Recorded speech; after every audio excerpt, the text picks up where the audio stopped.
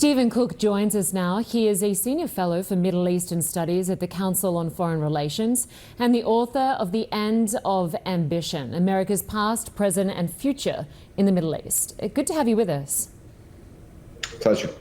So we've had this back and forth on negotiations for a ceasefire, appearing to be close, only to seem to be falling apart again. From your perspective, where do things stand right now?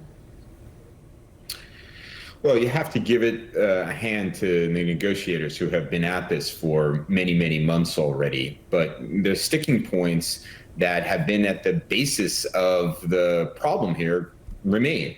The Israeli government wants to retain the right to continue to fight to destroy Hamas. Hamas holds Israeli hostages as its only bargaining chip and wants to ensure that it survives after a call for a ceasefire.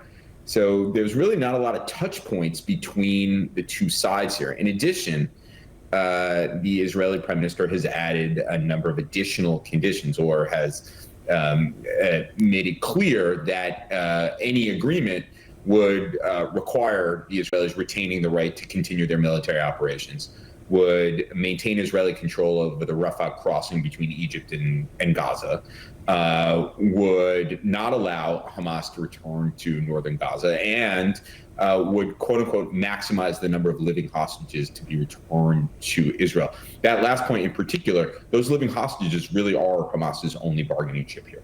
Yeah, and of course, we've heard so much disagreement within the government, and we heard from the Israeli opposition leader, Yair Lapid, who spoke Monday about wanting to see the hostage deal done, even making a promise to the Prime Minister that he could remain in the job. Let's just take a listen to what he said. Yes. There is a hostage deal on the table. It is not true that Netanyahu has to choose between the hostages deal and the continuation of his tenure as Prime Minister. I promised him a safety net, and I will keep that promise. Is Netanyahu likely to believe that? Well, this isn't the first time that Yair Lapid has offered Netanyahu a safety net. At other moments when it seemed that the two sides were close to a deal and that Netanyahu's right-wing coalition partners were going to bolt the government, Lapid also offered this safety net. Clearly, Netanyahu doesn't believe him, or more likely, Lapid has said he will only support Netanyahu in terms of a hostage deal, but not beyond that, given that Lapid is looking to bring down the Netanyahu government. So Netanyahu is actually looking for something more, both from Hamas as well as his internal opponents in Israel. Yeah, and speaking of other Israeli politicians who are openly in disagreement about the war and any hostage or ceasefire deal, we did hear from the National Security Minister, Itamar Ben-Gvir, who said this, that when the Prime Minister conducts himself as a one-man government, makes the decisions alone and isolates his natural partners in the government, including cabinet meetings that are emptied of meaningful content, it is intolerable. The Prime Minister must understand that right-wing government is not an empty expression, and the positions of the members of the government also have weight. I have to feel for the families of the hostages right now, because they must feel pretty disheartened listening to this chaos in government play out 9 months after that terrorist attack.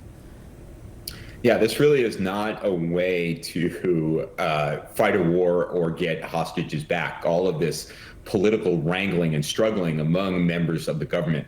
What you hear there from Itamar Ben-Gvir both is his frustration for being frozen out from security decisions, as well as his ideological inclination to finish off Hamas and begin the resettlement process of the Gaza Strip, something that Netanyahu and the Israeli security establishment would like to avoid, given the international opprobrium that would likely be heaped upon Israel and further international isolation. So the Israeli political arena is one that is not helping the cause of the hostage families. And indeed, as you point out, if you are a family member who has a hostage in the Gaza Strip, watching this struggle go on has to be extremely disheartening. And talk to us about Hamas's position right now as we see the death toll in Gaza continue to rise.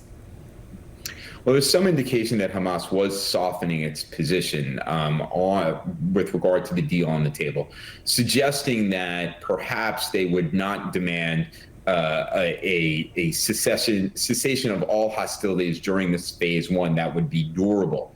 But nevertheless, there's very little reason to believe and trust Hamas in this. They have dragged out these negotiations almost as much as the Israeli government has had problems coming to an agreement on it. Stephen Cook, we really appreciate your time and perspective and analysis. Thanks so much for joining us. Thank you for having me.